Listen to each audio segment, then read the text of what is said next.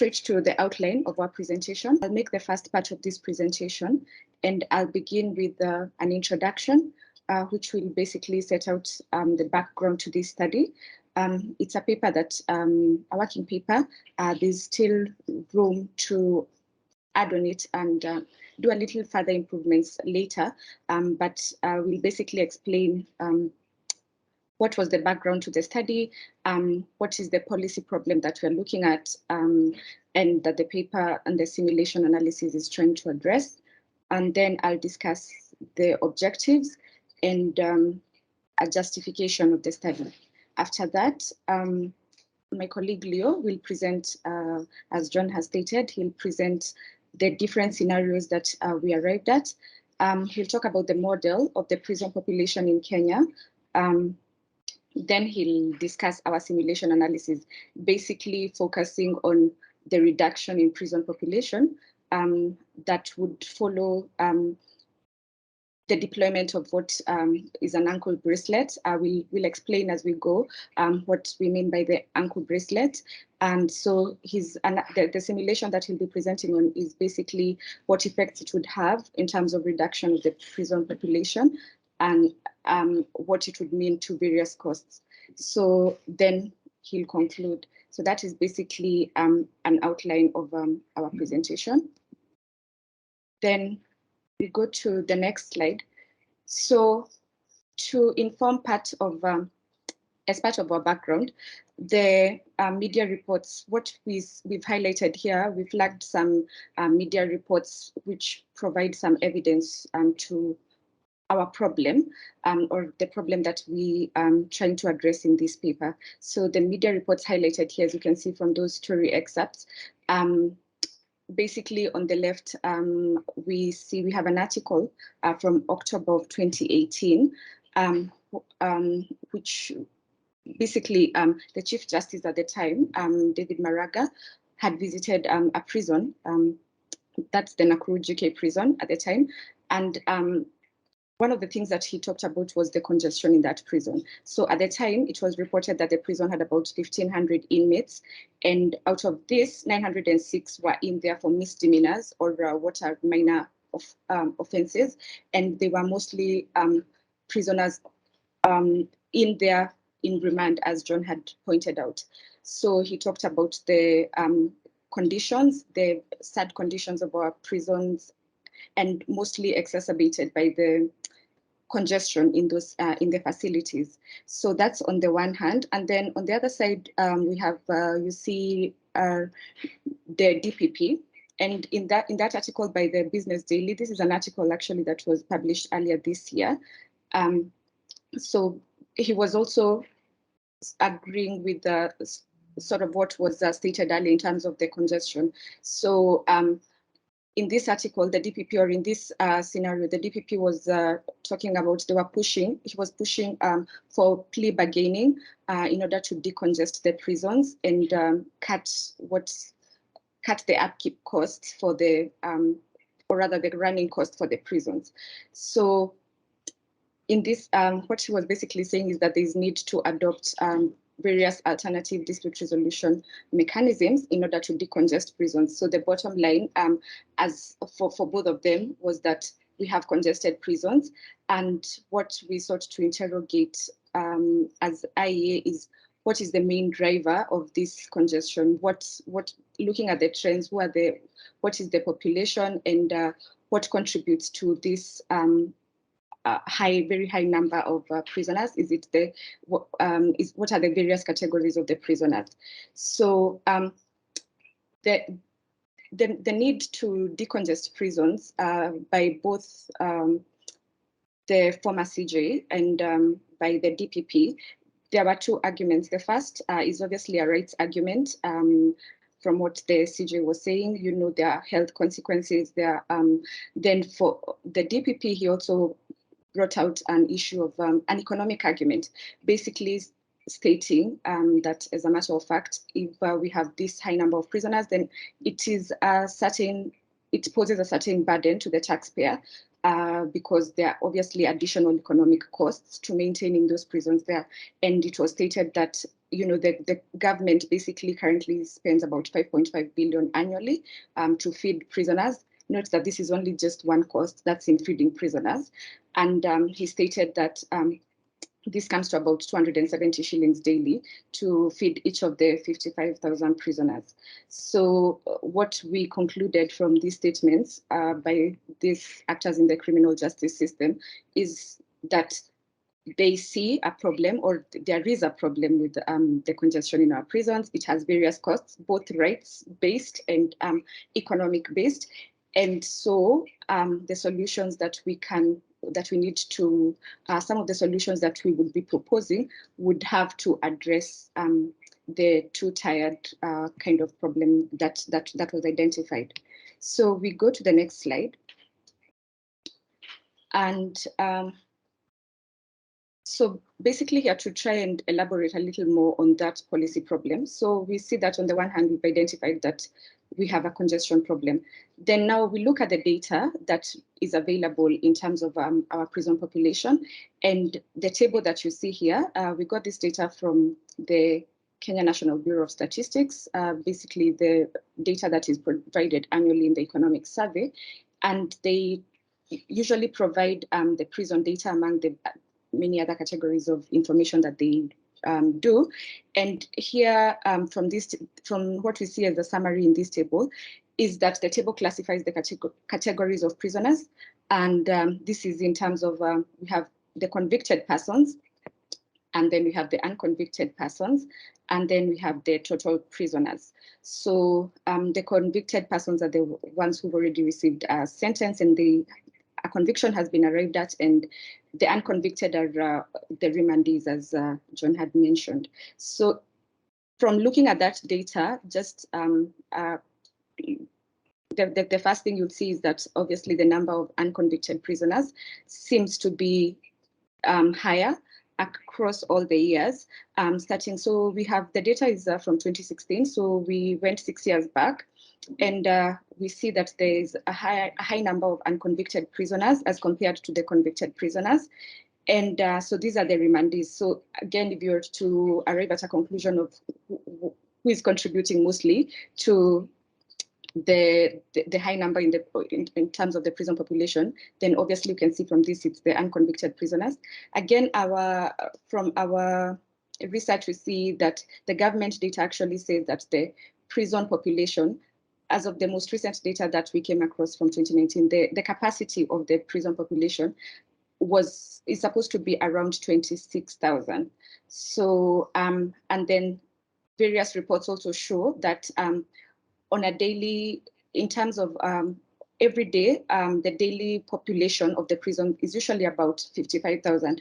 The data that we have here is the annual prison population, but as we know, obviously there'd be fluctuations because there are people getting into prison every day, there are others being released from prison every day. So there are those fluctuations, but based on what is tallied at the end in terms of the annual population, these are the numbers that we have. But what the government provides as a daily, the minimum daily prison population rate is about 55,000 that I had mentioned in the previous slide. So looking at now the annual data that is reported by the KNB, the numbers that are reported by the KNBS, so we see the number of the unconvicted prisoners being ranging, the share of the unconvicted prisoners as a share of the total prison population, it ranges from 61% in 2016 to 86% in 2021. So you can see for the for those first 5 years, it was around 61 to 65% thereabouts. And in 2021, for some reason, it was about 86%, where we had 94,000 unconvicted prisoners. These are remandees, and as against the 65,000 convicted persons. And again, weighing that against the stated capacity of our prisons, then you see why the policymakers that we talked about earlier, or rather the actors there, had some concern with regards to the congestion. So it is established, as a matter of fact, that there is congestion in our prisons based on the data that we see there. And from our analysis, we see that the main driver is the unconvicted persons. And so that stated, so what's next? So what should be done about that situation? You could propose any number. Previous slide, please. Sorry, yeah, then just go to the next slide. So you could propose any number of any number of solutions, but at the IEA we thought of an interesting solution, which would be deployment of an ankle bracelet. And this is a technology that has basically been deployed in several jurisdictions. And what it is it's basically a bracelet that is attached to prisoners, or a convicted or unconvicted person's bracelet, ankle.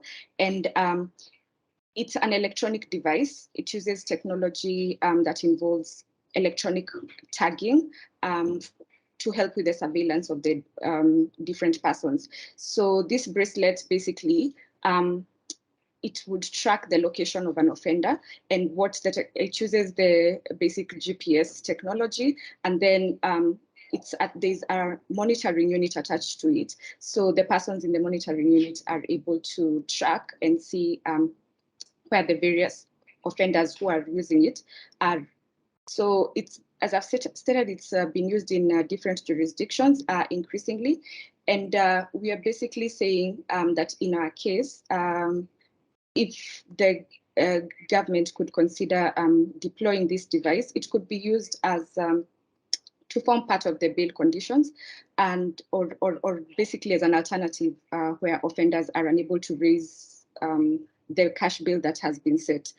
And I should have mentioned earlier that one of the things that the CJ said was contributing at that time to the high number of unconvicted prisoners in the Nakuru GK prison was the inability of these persons to raise the cash bail that had been set. So given that these devices would obviously be a bit more affordable, we'll mention about the costs later. So this would definitely be more affordable, and with proper deployment, it would significantly reduce the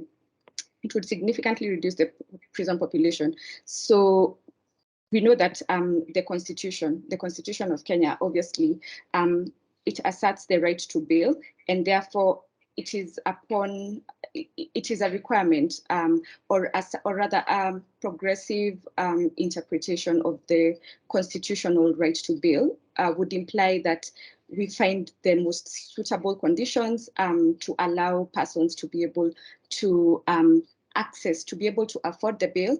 And also the Constitution also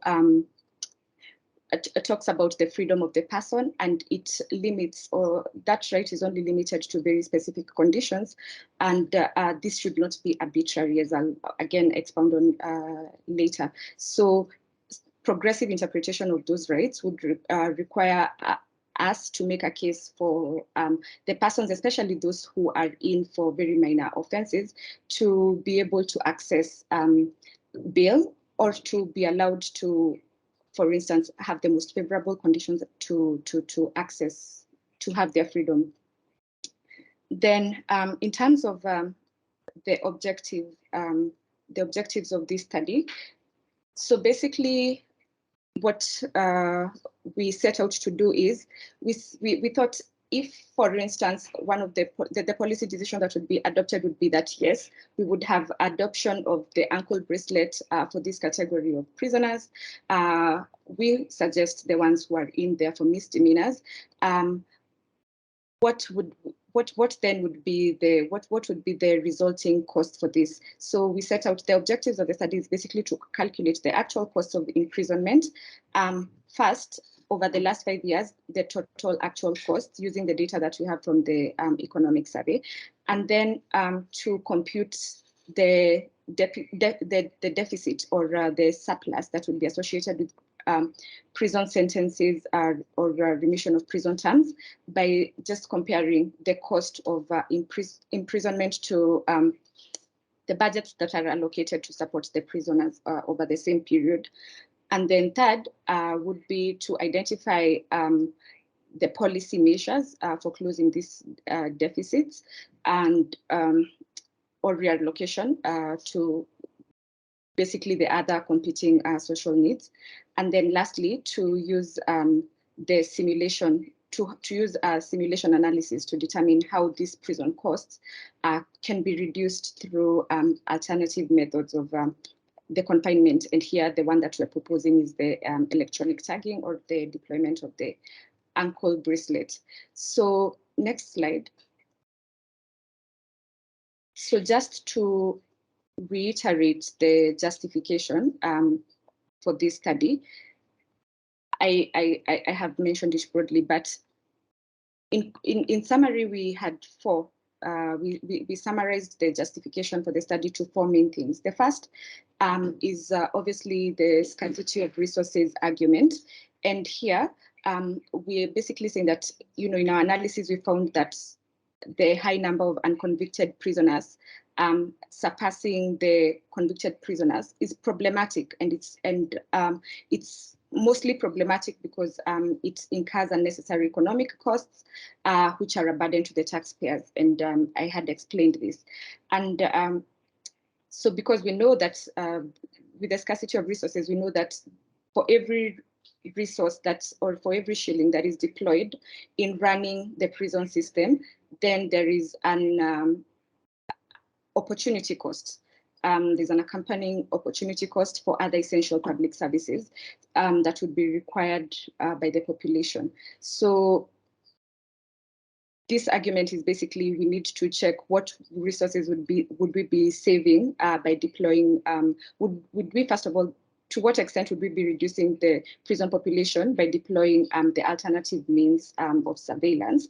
And thereafter, what would be the extent of resources that would be saved or would be redirected to other competing needs? So that's the first. Then the second justification, we named it expanding freedoms. And here, basically, our argument, as I have mentioned, is that the progressive interpretation of the constitutional right to bail would basically imply that it would require us to find innovative ways to reform the bail conditions, the bail terms, and the categories of offenses for which bail is permitted. So I've said Article 29 of the Constitution prohibits the arbitrary detention. Then Article 49 of the Constitution asserts the right to bail and requires that it should not be a means to deter the freedom of accused persons. So setting bail terms on a monetary basis basically sometimes can create certain inequalities, and it should not, the affordability should not limit different category of persons' rights. So that's the second. And then the third justification was, again, in our analysis, we found that this seems to have the categories of prisoners. If you interrogate that data in more detail, you later find that in terms of the women population in particular are mostly in prison for misdemeanors, and most of them are offenses that relate to liquor. So we have a very high population of women in prison accused of committing liquor offenses. And this includes, for instance, selling traditional brews.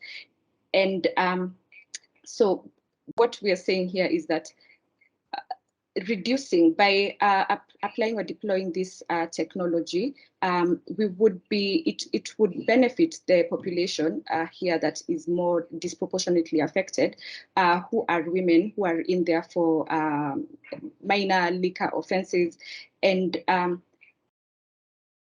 you know that when women, for the women that are in the unconvicted women that are in prison, it also has various other consequences. For instance, on the care economy, having a certain percentage of women in prison, it has other consequences for the family. They're the primary caregivers. There is a number of various arguments that we've linked to this, but it's based on the fact that the data shows us that the high population of women in prisons is mostly for minor liquor offenses. So obviously finding a solution to release the women would obviously have other external benefits to the care economy, to the family, and so on. So Leo will demonstrate in the data in terms of what the deployment of that bracelet would mean in terms of reducing the population of women in prisons. And then lastly, the last justification was an efficiency, just a question of efficiency, and also it's linked to other rights. So the pronouncements that we saw by the DPP, by the former CJ, the fact that there's that congestion, as I said, has other consequences for health and sanitation. And so basically, the argument here is that for prisons to perform more efficiently, we would need to reduce the population, and we'd need to find innovative ways to basically reduce that population.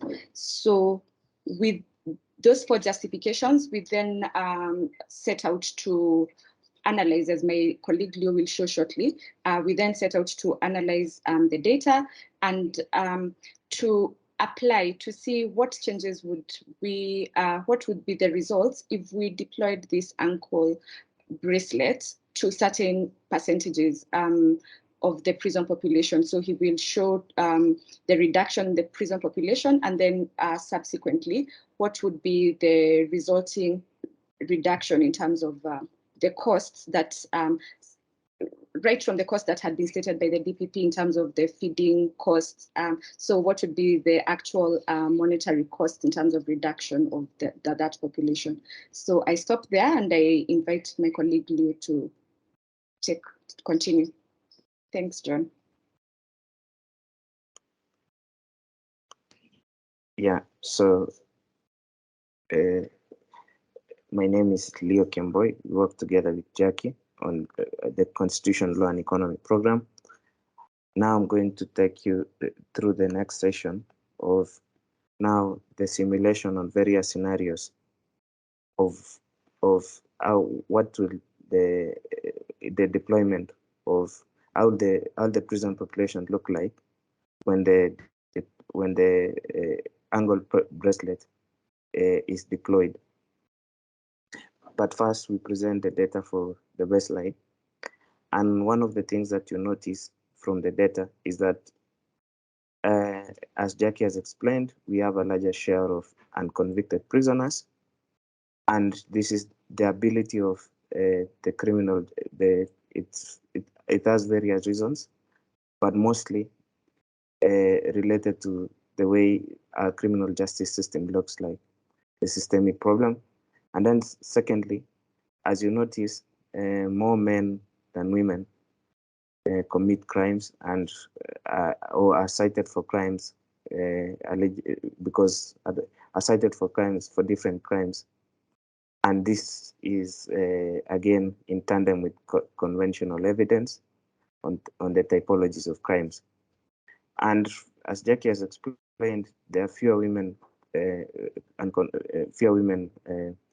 in prisons, and they most of them are on misdemeanor offenses and largely can be tied back to one offense of liquor, the liquor offenses. And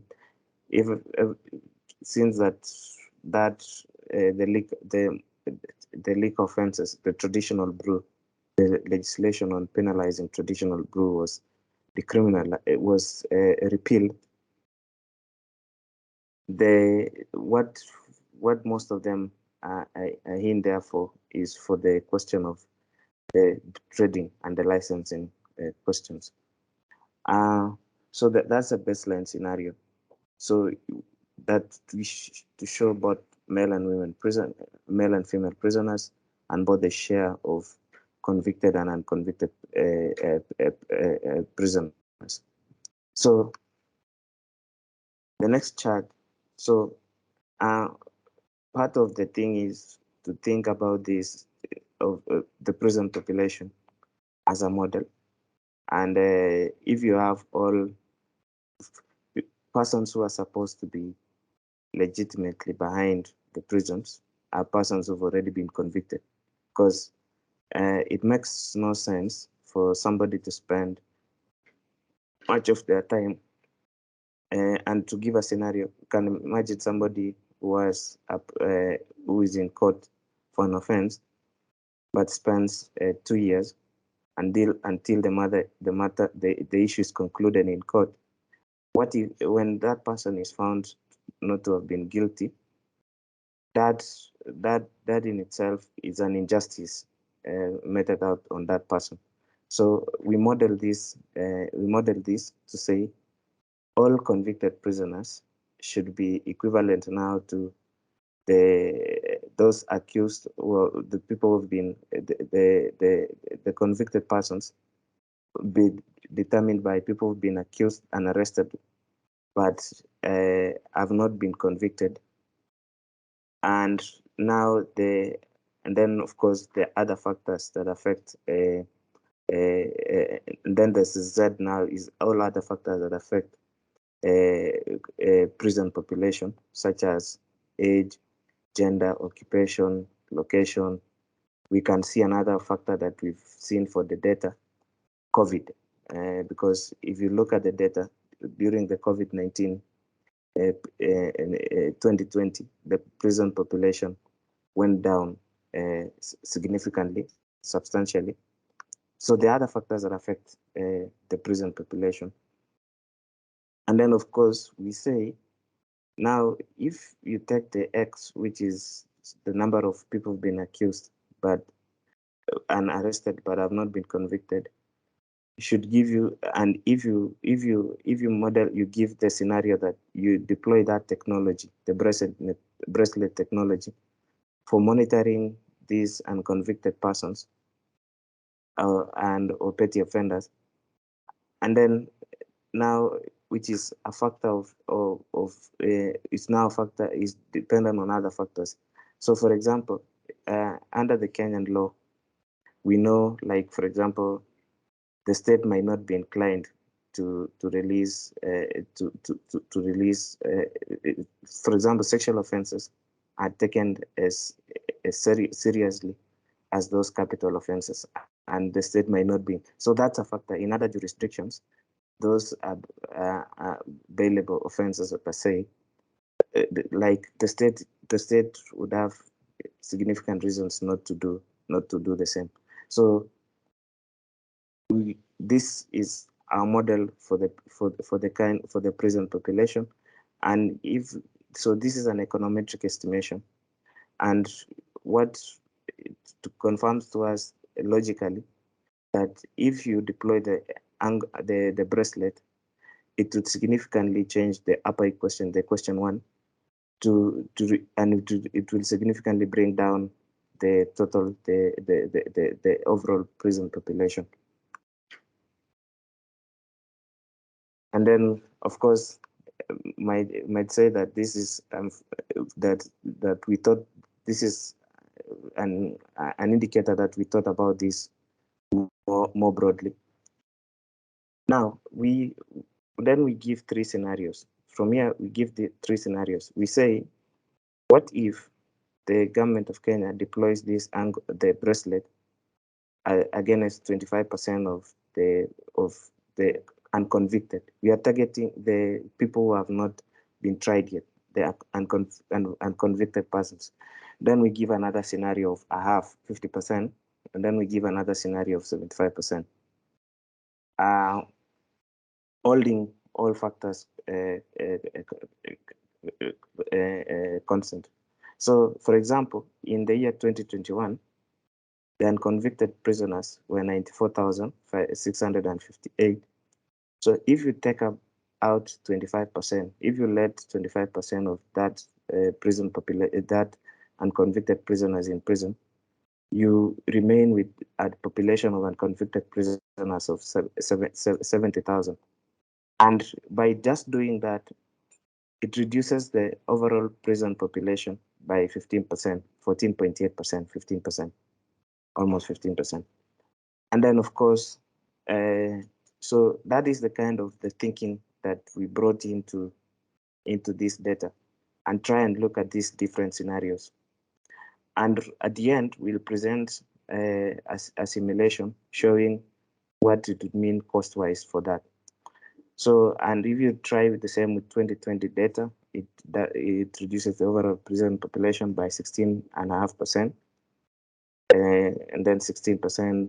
So overall, between 14.8 to 16.5% reduction in prison population over this period we've surveyed. So that is without interfering with the number of convicted persons. And now you see the total prison population, how it changes.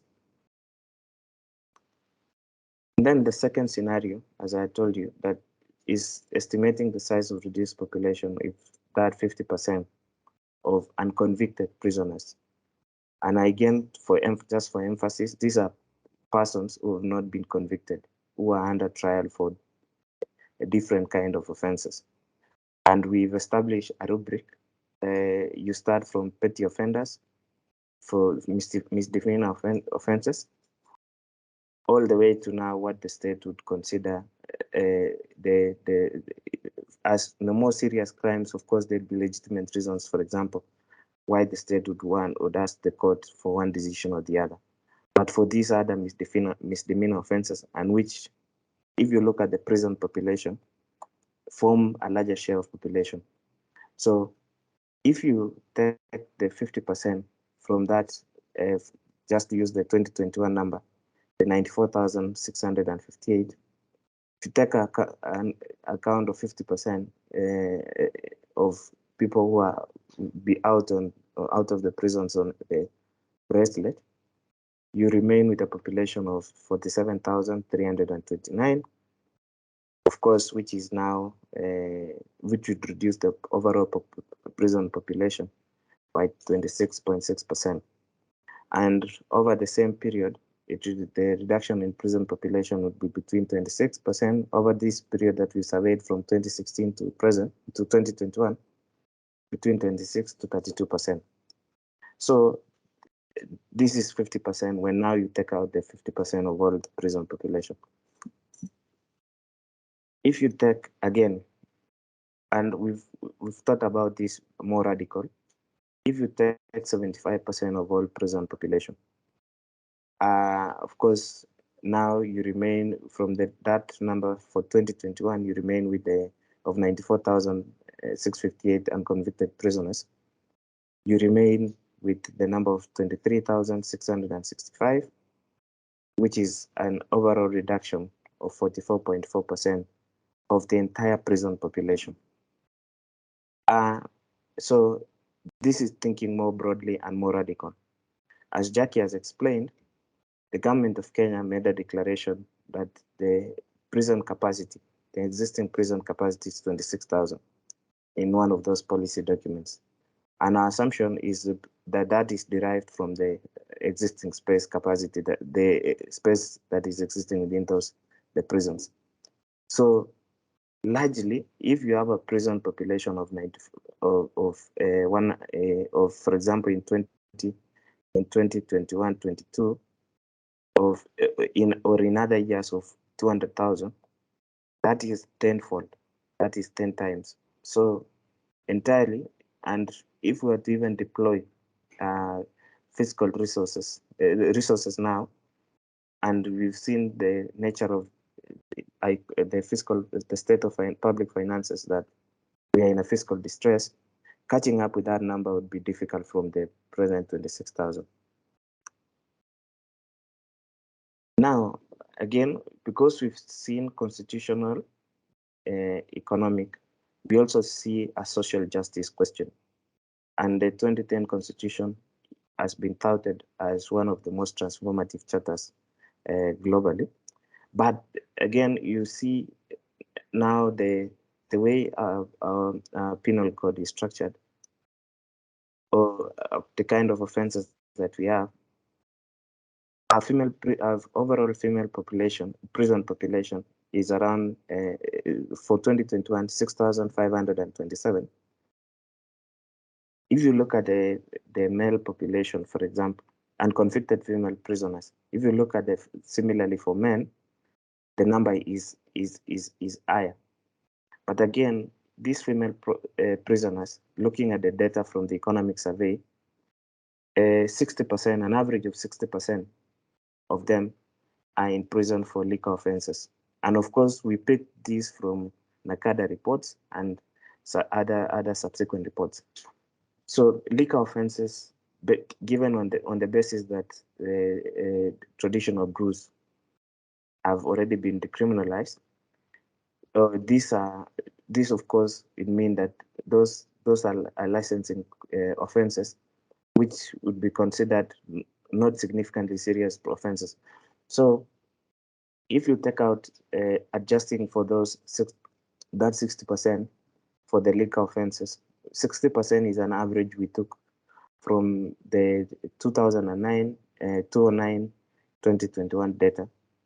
You get the average of 60% that are there for for liquor offenses. So if you take that, of course, it reduces the prison population by a significant margin. So which means even before the judge makes a decision based on the steps that the court has to take, 3,981 women could be out fending for their families and, of course, engaging in meaningful economic activities pending the resolution of those matters. So, and we apply the same for the period we've surveyed. So this is a social justice argument, and this is something that needs to go to the attention of parliamentarians for them to relook into these issues. And then, of course, we had a cost-cutting simulation. The DPP this year spoke more broadly and using one example, and we have used that example for the study, which means feeding costs. Of course, when you are the prisoners are being housed, there's healthcare implications. There's education. There's requirement for education. There's requirement for engagement in meaningful activities. There are a lot of things that go in hand with that, and those, of course, have implications for the taxpayer, because again, all this money comes back from the taxpayer. So we took the feeding costs to be from the data provided by DPP of 270 shillings per day, and then of course we took the data from the budget, which is what it costs to run the prisons, what it costs to run the prisons. And then we took from the scenarios, what the number of prisoners would be reduced from deploying the bracelet. And then we get that on a daily basis, the cost reduction equivalent only on food costs would be between 6.39 million shillings and 19.17 million shillings. If you again scale it up on an annual basis, this is between 2.3 and 7 billion shillings, and 7 billion shillings. So if you take the food costs that we identified from the budget, from the PPP, the program-based budget, is that this 9.33 billion, and you can equivalently see the cost implication of what this would do to the resources that are required by the prison, by the State Department of Correctional Services. And because what we think is that this is pre-trial unconvicted, even before you start reforming, the large number, especially those on misdemeanor offenses, and those bailable, part of this is innovating the bailing and giving the judicial officers more options to be able to give Kenyans. Because if we look at the income structure comparatively and the scale, the sizes of bails that are required, at one time, very few people will have that kind of money. Now, for the conclusions, just to reiterate what we've been saying, is that their constitutional public finance, again, to talk about the budget, and social justice arguments for reducing the prison population, especially for those people who had been convicted. And we give the iterations of what we got from our analysis, what it would mean for the reducing the size of unconvicted prisoners by 25, 50, and 75%. And Jackie explained, especially on the constitutional part, why those rights, the rights arguments are very important. And of course, what it means for the cost-benefit analysis and what it means now letting those people how to do meaningful activities. Because what we think that is the most important form of reducing arbitrary detentions that are not, yeah. And then the second question, the second conclusion that we get from this is what it would mean for the food costs. We were not able to get more on those data on health costs, those specific on health, another kind of form of data, and to be able to put those numbers out. But we can easily see from what we've seen from the food, and then of course the social justice argument, the one on women, and so this is more beneficial to care economy, and even morally, now speaking normatively, after it is wrong for a nation to imprison women for one offense that has already been the law has already been repealed. It has been decriminalized. That offense has been decriminalized, but again keep them in for longer periods in prisons. So this is from our simulation, and the paper is ready. So back to Jackie and John. Thank you. And these are references. So this paper will be posted and the presentation together at the end of this. Okay, thanks a lot, Kemboi and Jackie, for taking us through some evidence that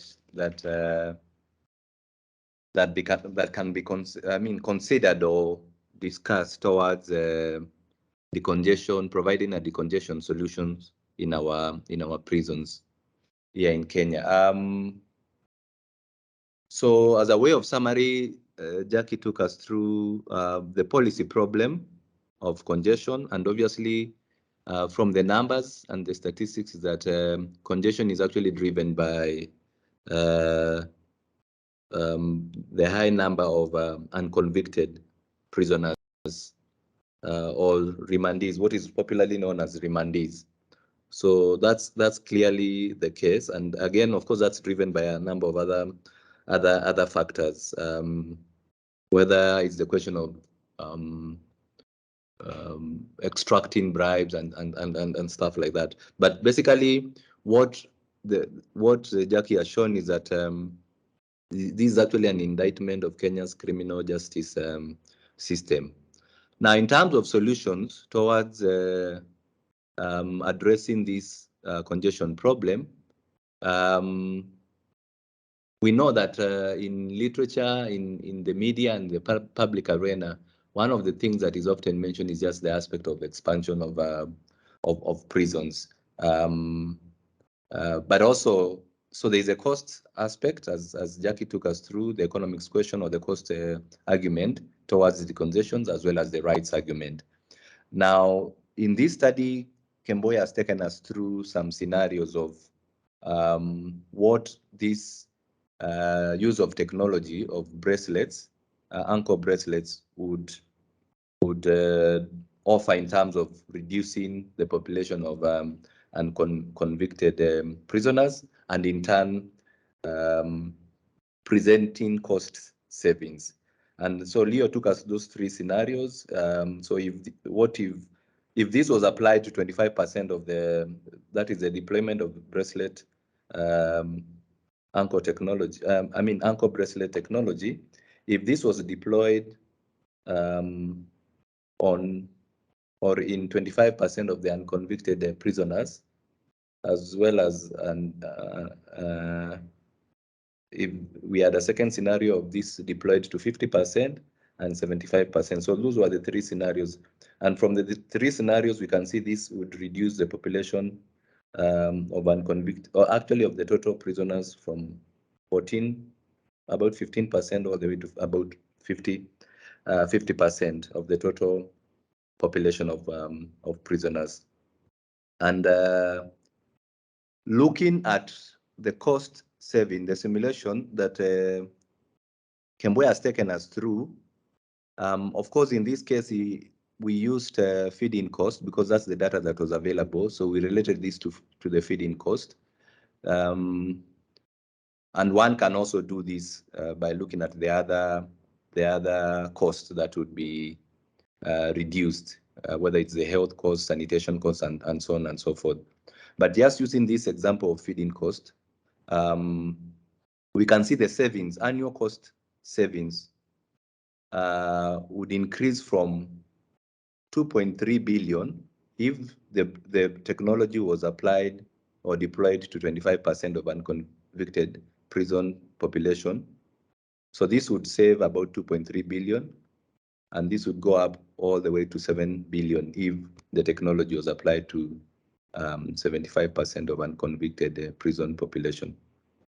So basically what the two of them have shown is that there's evidence of that can be considered towards addressing the congestion, or congestion of Kenya's prisons, because often what you see is arbitrary discussion of what should be done. And as we mentioned, this is a working paper that we hope through further engagement will elevate discussion towards the issue of decongestion of prisons in Kenya. So I will stop there and open this up for further discussion. And I guess we are all familiar with the usual drill. If you can either raise your hand or basically just unmute yourself and pose your question to either Jackie or Kemboy. By those who work in this area, by the sector. I think I had one question, and it may be that I didn't hear this. Was it within the scope of your study to explore the causes for the high population? Because I suspect or would like to propose that might also be of interest to the policymakers that you'll be presenting this to. Significantly, because I think one of the issues that leads to people being held in pretrial detention is primarily on account of the fact that they cannot meet the bail or bond terms that are set for their release. There are some who are there on account of having absconded whilst previously on bond. Some are there on account of delay in their matters. And so it would appear that also just going into some of these matters might be of interest in terms of making a case on the cost implication of having people in pretrial detention. Thank you very much. So the first part of your question was whether the scope of our analysis included sort of examination of what causes the high prison population, if I got it right. And so in a detailed way, no. We just looked at the categories of prisoners, and then just from face value, we basically found the numbers that we did in terms of the unconvicted versus the convicted. We did not go more granularly into the specific categories of offenses for which these persons are in for, or the more specific detail in terms of the composition of the categories of prisoners. So as I stated, so for this first part, we have, the paper is a working paper. It's already available, and I think my colleague has shared it here. But we do intend in future to, as we have more of these discussions, to enrich it by maybe getting a little more detail. And yes, I agree with you that, of course, some of the reason why we have one of the reasons why we have that high population of the unconvicted prisoners is because we have persons who are in there maybe for breach of the terms, the non-adherence to or inability to adhere to the bail terms and conditions that they've been given. So what we'd be proposing, based on this discussion and other discussions that we would hope to have with key players in the sector, is obviously to look at it more critically and see to whom it would be more appropriate to apply or to deploy this technology. So we do acknowledge that it is not obviously a blanket solution that would apply in a useful way across the entire prison population, as has been shown in other places. For instance, in different states in the US, deployment of this bracelet works differently for different categories of the population and for different persons who are in there for different crime categories. So this is this is our first analysis, but it would require us to obviously do some further research in terms of whom it would be most appropriate to apply this the technology to. So I don't know if my colleague Leo has something to add. But we'll be sharing. We'll also share. Steve, from the onset, when we looked at this data, we see that there is a problem, and now framing those problems in context and differentiating them, some of them which are policy, or some of them even which are administrative questions. That one we'll do. So it's a good thing. We pursue that. But during the study, as Jackie has explained, we're not looking at those specific questions more broadly. Yeah, thanks Jackie and Kemboy for that. Do we have any more questions or comments from our participants? We have a question from Kwame, our CEO. So what Kwame says, he would be interested to know whether the simulation has taken account of the cost of the bracelet in calculating the net gain. So how about you, Kemboy? First, we implied that we looked at the numbers globally for the cost of the bracelet, and we thought that this is something that it would be footed not by the taxpayer but rather by the defendant in this case. But in there are other costs, we are cognizant of that. There are other costs like server, like a team to monitor that data, to do because this is electronic monitoring, and that's those others. So we didn't simulate that part. But that is something that we could improve the paper with. Thank you. Maybe I could also add one more to both of you, Kemboi and Jackie. Did you consider any other alternatives besides the use of ankle bracelets in terms of reduction of unconvicted, the rate of unconvicted prisoners? We did not consider, or we did not include any other alternatives. The first simulation was to try and show one of the technologies that can be used, and we specifically thought about this ankle bracelet. And but we have seen, for instance, the DPP himself was arguing that plea bargaining could be something that the criminal justice system itself could consider in terms of so that they can get quicker convictions.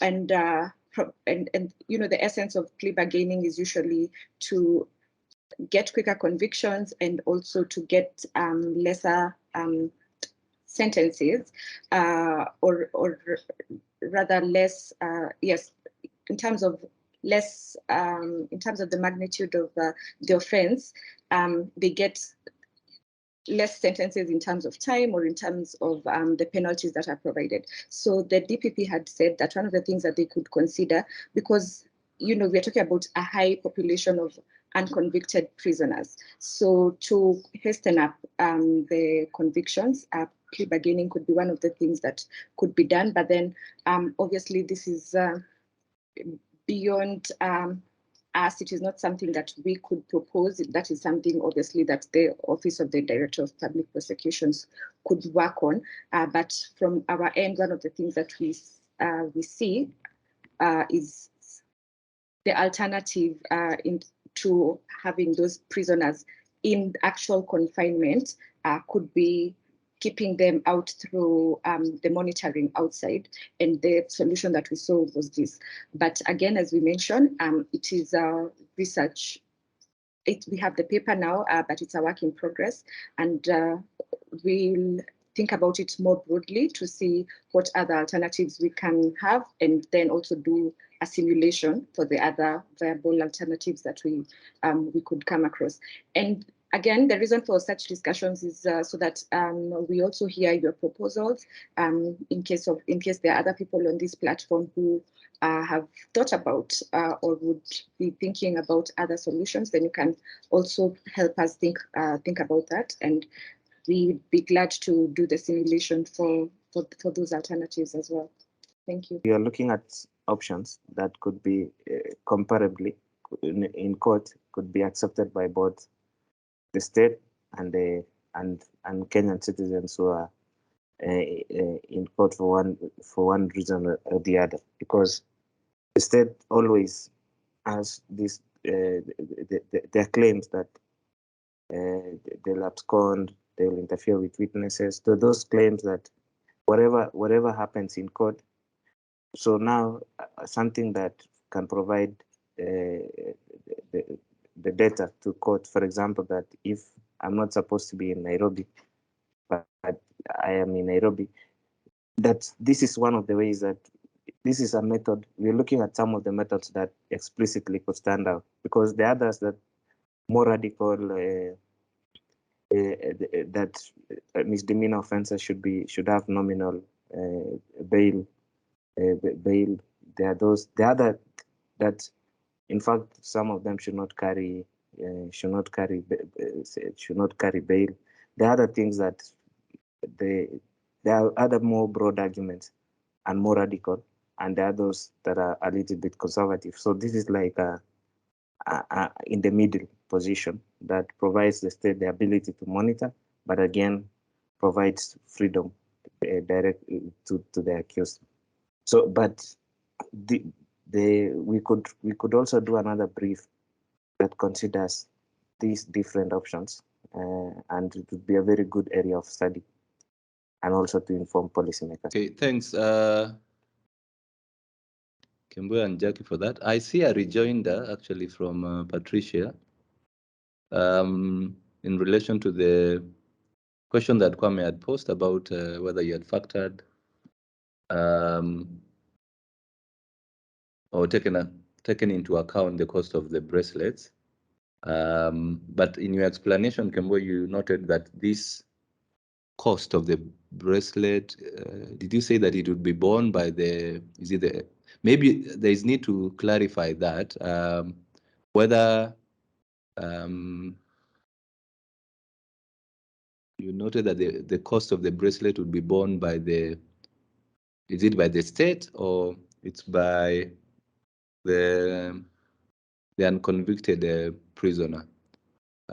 Because based on Patricia's question, our question is that going that route would actually, I mean, it's highly unlikely that the unconvicted prisoners would pay for the bracelet. Maybe you could clarify that or just weigh in on it.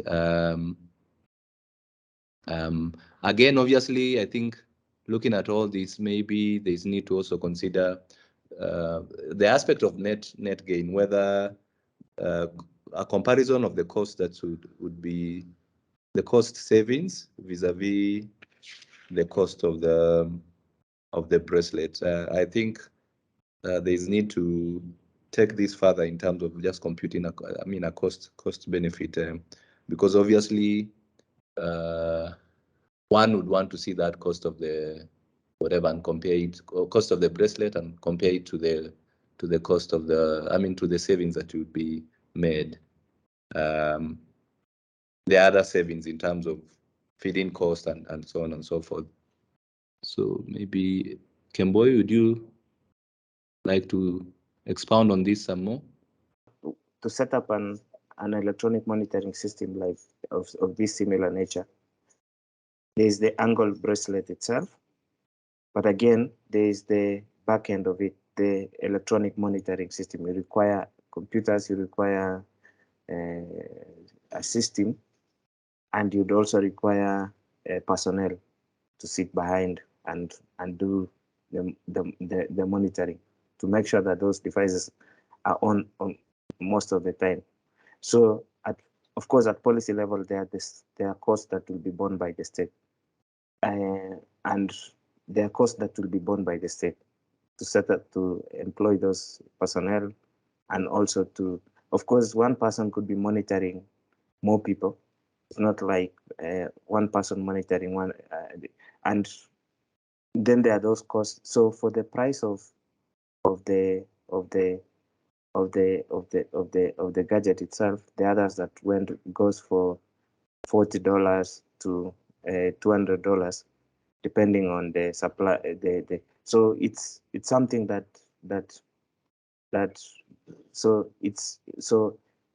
I agree that there is need to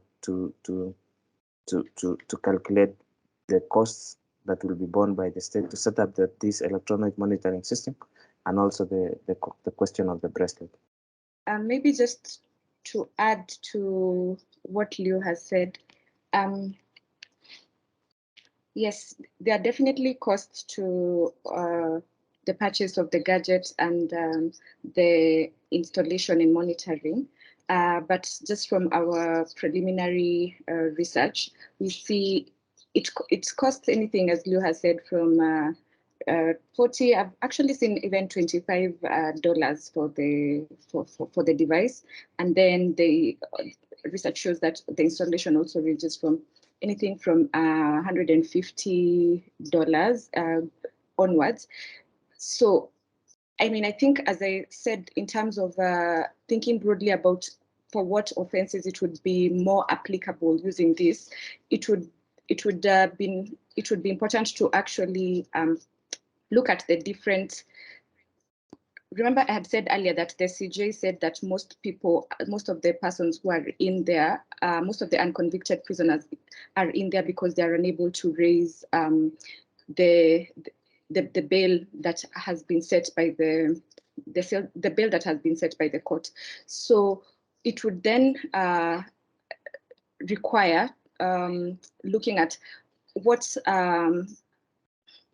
it would require looking at when it would be most effective to apply this gadget, depending on the bail that has been set. So if it's more prudent to apply or to deploy the bracelet, or it's more affordable to apply the bracelet as opposed to paying, say, for instance, the amount the bail has been set at 100,000, 500,000, and looking at that comparatively vis-a-vis the gadget that would cost, say, $150 or $50. So I think that's very broad thinking to set and determine in which instances and for which category of offenses it would be more prudent to apply the bail would be a conversation that would have to be had.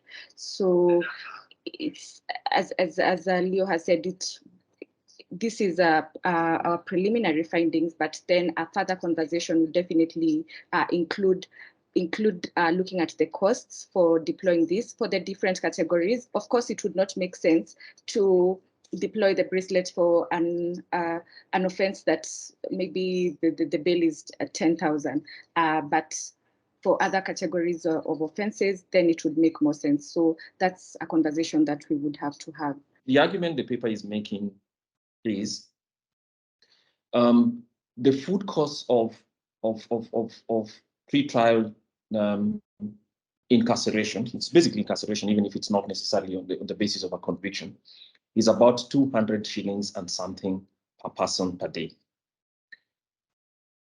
If you take that cost as a given, that is a cost borne by the state, and which is a claim on resources, regardless of whether this person who's still entitled to their constitutional right to freedom will be convicted or not. The presumption of innocence means we shouldn't make, we should be careful about the abridgment of rights before that decision is made by a court. Because of that, and because the state will spend 200 shillings and a bit per person on food alone, leave aside the question of their accommodation and the other things that go with that for their sanitation and hygiene. It is in the interest of the states to ensure that the application of pre-trial detention is used in the most efficient way possible, because otherwise it's the state that spends. It gives the state an incentive to ensure that as few people as possible, or rather that the pre-trial detention is applied, or the screening takes place in such a way that it is not applied indiscriminately or in a way that is wasteful of resources. That gives the state by itself an incentive to think about whether the bracelet could save that 215 shillings, 200 and so, or at least a portion of it. So what that means is we have to make the argument that in the application of the bracelet, we are sure that the application of the bracelet would would save the state at least 215 shillings at the max, or some portion of it, because then that net gain is a good economics incentive that is still consistent with the constitutional requirement for pretrial, the assumption of innocence. That's the argument I see this paper making. We have to be careful not to flip it to the other side and say, we are asking somebody who for the first instance is not able to pay for bail, regardless of how much it is, to then have to pay that case. Because what you do is you have an inequitable outcome where people with more resources are able to ensure their constitutional right to the presumption of innocence and their freedom is enjoyed and not others. So if we take that in that way, let's then go to the technology. What does the technology give us? What the technology gives us is the ability to monitor and to ensure that as soon as a person who's supposed to come in does not abscond, then obviously evidence of that is available, which is basically evidence that could also be brought in for the purposes of prosecution. Now, I think we need to go to the economics much better, because as my colleagues have shown, that you can acquire the bracelet for anything from $25 to all the way back to several $100s. Those bracelets are also reusable, because it's basically a bracelet which is a plastic or a rubber strap to ensure that it is secured in place. But the thing itself is actually GPS technology, which is just equivalent to what your phone does, sending back signals to specific things. So it does not need government to actually establish parallel infrastructure, different from the infrastructure that is available today for phone signals. It doesn't, including the monitoring. It doesn't. So I think it's got a more powerful, it's a more powerful argument than I think we've made. But yes, the questions that we hear remind us to actually have to go back to the thinking about what kind of options would be available. So that's the settling thing. And I think the economics of it suggests that if it is presented properly, it is very easy to demonstrate that the state, even without talking about whether an interested party would be willing to pay for it themselves, has an economic incentive because of the savings that it would make to actually use that. It shouldn't be sent back to a person who's been accused, but obviously still being investigated or prosecuted. So if you put together those two, I think that's important to talk about, to consider. It is also possible that it might be screened and applied cautiously based on what kind of crimes it is. But I think you're making a very important constitutional point, which is this, that pretrial detention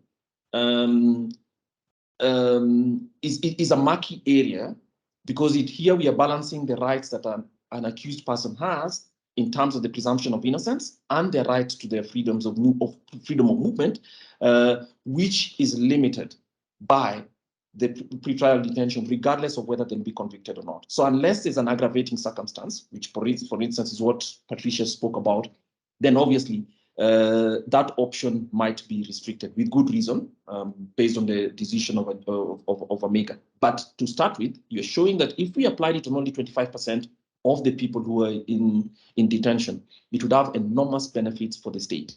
So it's important to actually talk about what kind of infrastructure that would be required. This thing is basically the equivalent of having a SIM card, a registered SIM card, going with a strap, and it all comes from $25 all the way to $150. So it might not be even in the interest of states to actually buy one for $150. Or if you do, let's remember that this is not a one-time use gadget. It's actually a gadget that is subject to repeated use. It can be reprogrammed and used for one person or the other. So that's the stuff that I wanted to re-emphasize. So I think the power of the paper is actually much more. And the final thing is basically, what are we comparing it? We are comparing two things. One, if the gadget was used, the bracelet was used, or comparing the bracelet used to actually the indiscriminate detention that we see right now. And it's telling us that this is actually a more cost-effective way to approach it for a share of the population that is subject to detention. Thanks. So in conclusion, for Hayodo, I agree on the question of child services, and there are a little bit there are serious constitutional obligations on the rights of children that have been put forward on the state, and this is now the question that we need to interrogate is the efficiency of those the children's services, the department, and especially for me, one of the things that comes to my mind is the scope. The services are only tied back to urban areas, and even their capability to respond to those to provide those services in urban areas is something that their capability is something that is debatable. So for me, in conclusion, I see this as an option for providing options for bail. because there is the bail in terms of the monetary costs that a court can impose. Of course, the others, it can also be nominal with conditions. For this one, for electronic monitoring, this is another option. So on the basis, on the technicalities of what works better for and also the equity questions, that is something that can be fine-tuned. But looking at this, I've seen so many people who want to go back to school, who want to go back to work, and that kind of the thing. And effectively, before they're condemned, or before they're, so I see this as one of the options. Just to try and respond to Ayodo, yes, again, of course, I also agree with Leo that we will look at that, your proposal to look at children's services. I think maybe what you mean here is that when you say the supply line for criminals, I think you mean that there's a high number of juvenile offenders, and how we can apply the proposals that we propose here to the juvenile offenders. That's what I take you to mean. And so, yes, Leo and I will go back and look at our data in terms of the children services and the offenders, and then see how that's adding that can enrich our paper. So in terms of what's next, I think from what we've gotten from this discussion, we'll go back. So we have this paper available. It's actually already posted on IA's website, and we will also share this presentation. But given that it's a working paper, we'll go back and clarify the economic argument based on the proposals that we've received here, just to show in a clearer way the savings that would actually be incurred, rather the net gain or the net savings that would be incurred from deploying this bracelet. And yes, just provide that in a clearer way. And then we've also received comments on what alternatives that we need to consider the alternatives. So yes, we'll think about that and see whether we can find one or two other alternatives that would be applied to, that would be effective essentially in reducing the prison population, and mostly for the unconvicted prisoners. So we'll explore other alternatives, say one or two, in the subsequent issue of this paper. And then the third thing that we'll also do in that subsequent issue would be to break down the population. So that's when we're having a conversation with policy actors, because we do intend to have one. As Patricia has pointed here in the comments, she said that this could be a game changer, and we agree. So, but it would require us to have that conversation with the responsible or the relevant policy actors. And so to do that, we will go back to our data and look at what constitutes that category, the high numbers that we see, because that was a question that was asked. And then so that we can advise based on evidence where it would be more useful to deploy this technology. So those would be the next steps. And we thank you so much for your contribution. And yeah, the issue will be available and the presentation.